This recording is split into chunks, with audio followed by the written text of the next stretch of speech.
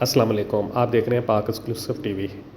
ناپا کے پہلے سربراہ ضیاء محی الدین اردو ادب کا وہ ستارہ ہے جنہوں نے ہر شعبے میں لاجواب پرفارمنس دی۔ آواز کی دنیا کے وہ بادشاہ تھے۔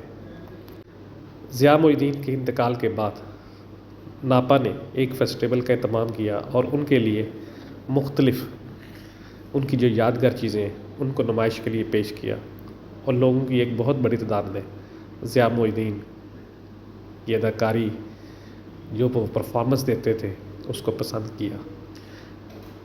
محرم ہو، ربیع الاول ہو یا کوئی اور اسلامی تہوار، ہر موقع پر وہ پی ٹی وی اور پرائیویٹ چینل پر مختلف پروگراموں میں اپنی آواز کا جادو جگاتے تھے۔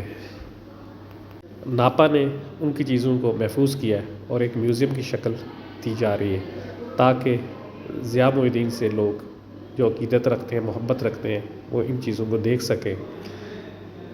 اپنی زندگی میں انہوں نے ہر موقع پر اپنی آواز سے لوگوں کو سحر میں مبتلا کر دیا اور بے شمار ایوارڈز ان کے حصے میں آئے۔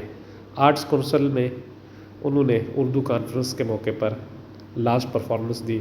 اس کے علاوہ آخری تقریر انہوں نے ناپا کے کنووکیشن میں کی، جو میں نے اپنے چینل پر لگائی ہوئی ہے، آپ دیکھ سکتے ہیں۔ آدھے گھنٹے کی اس تقریر میں انہوں نے بہت خوبصورت باتیں کی، ہمیشہ وہی باتیں کرتے تھے جو وہ کرتے تھے۔ یہ آپ دیکھ رہے ہیں، یہ ان کا کمرہ ہے ضیاء محی الدین صاحب کا۔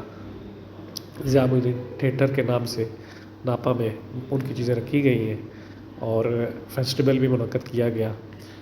مختلف اسٹوڈنٹس جنہوں نے سیکھا ہے ان کی ایک تعداد، بہت بڑی تعداد ہے جو ضیاء محی الدین کے شاگرد ہیں اور ضیاء محی الدین سے محبت کرتے ہیں۔ ضیاء محی الدین اردو ادب کا وہ ستارہ ہے جس کی کمی کبھی پوری نہیں ہو سکے گی۔